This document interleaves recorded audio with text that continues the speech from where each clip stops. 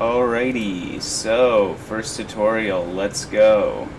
I was tasked to take this scene, which currently just is a camera going around a loop on a track, following an empty to look at, and then there's also some up and down movement that's tied to another Bezier circle somewhere in the middle of the scene, like an empty or something like that. But anyway, I was tasked to render out something for a three-sided cube. So let's go all hide, and then add a cube, bring it over here, and then take these two, get rid of these faces and this. So I am, there's an expo and they have an LED wall that is going to be two walls and one floor. And so they wanted content rendered out to fit on this. So one way to do that is to take your scene. I'm going to get rid of this thing.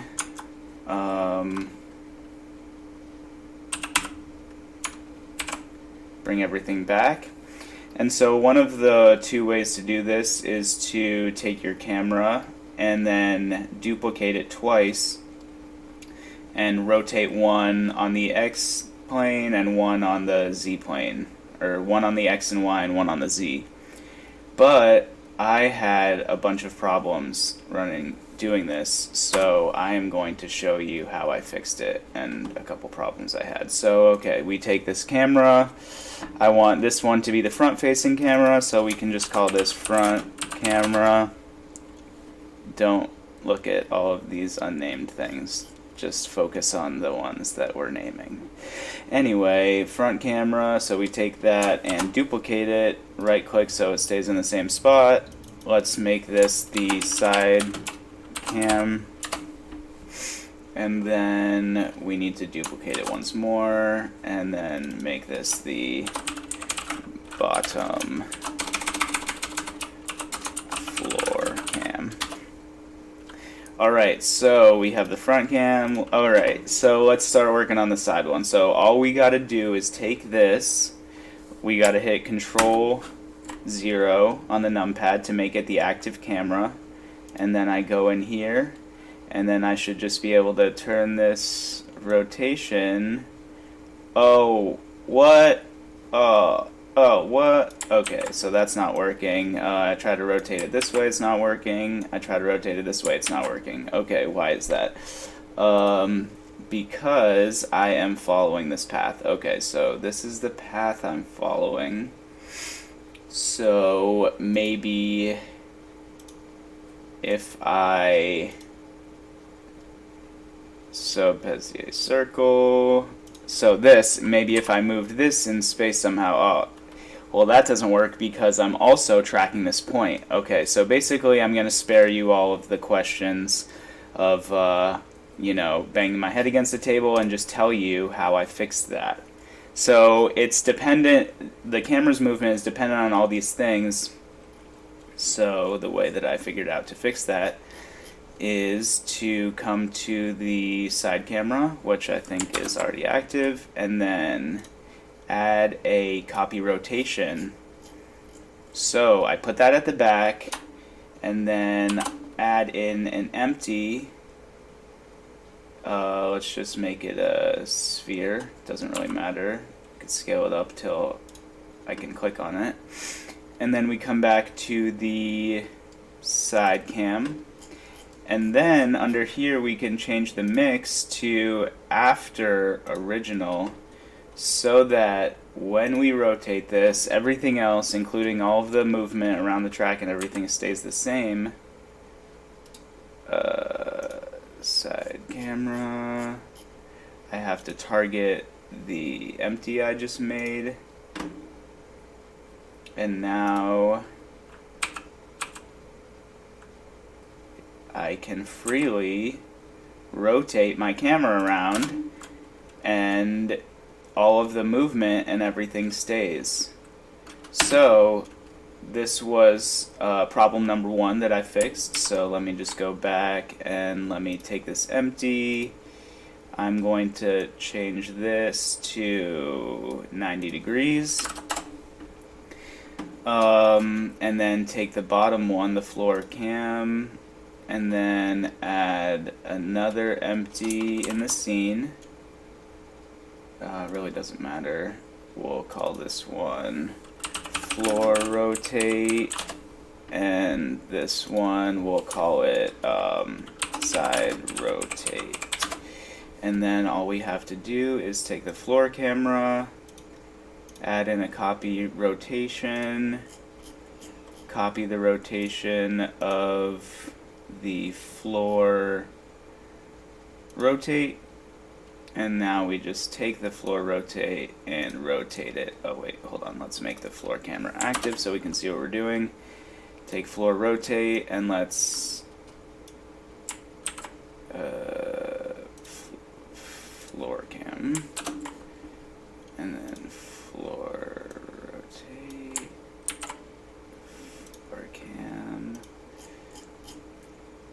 mix. Oh wait, what the heck? Floor cam. Okay, I guess I didn't add that. Copy rotation, floor rotate, and mix after original so that we keep all of that original animation going. So now we take the floor rotate and change this by -90. Alright, so now here we have our 3 cameras set up, as you can see. Okay.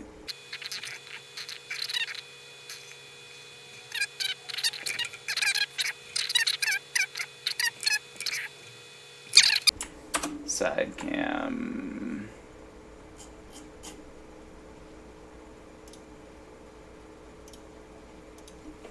Boom! Okay, everything is ready. So, if we just isolate these cameras, you can see the second problem that occurred. Their field of view is intersecting with each other.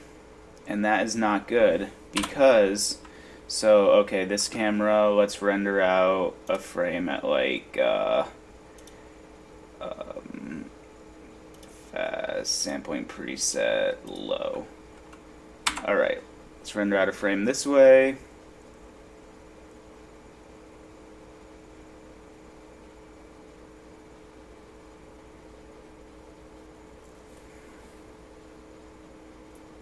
Alright, that's indicative of the last problem, but basically, if you take my word for it, actually, you know what, let's just do it. Okay, so that is there. Let's take another slot 2. Let's go to the front camera and render that one out.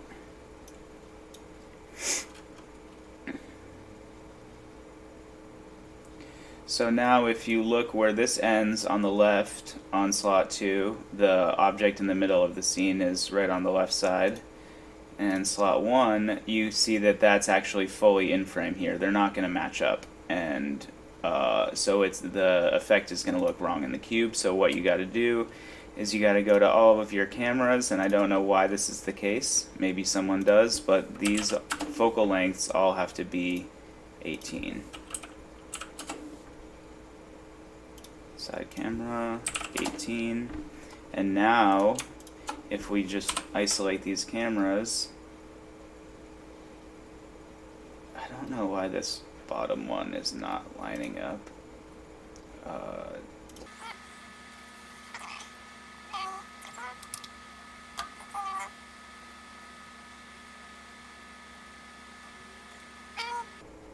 Oh, okay, I'm sorry. I figured it out. It's because this was, let's just do 1920. 1920. And now if we take the floor camera and change this back to 18, now they're all touching like they're supposed to be. Now when I render them all out, they will fit into that cube perfectly, and just the last thing you gotta look out for is with this side camera, Let's make it active. Let's bring everything back.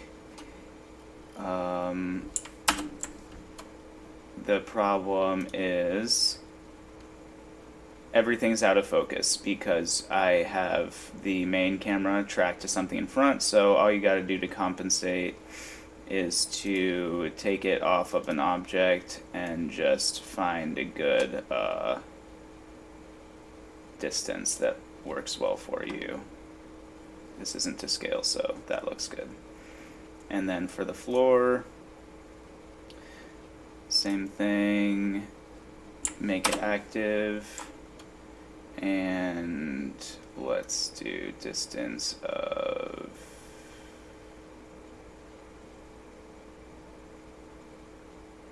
about 0.43. Sweet. And then, yeah, everything should be good to go. Free to potty, do your thing, no worries. Cool.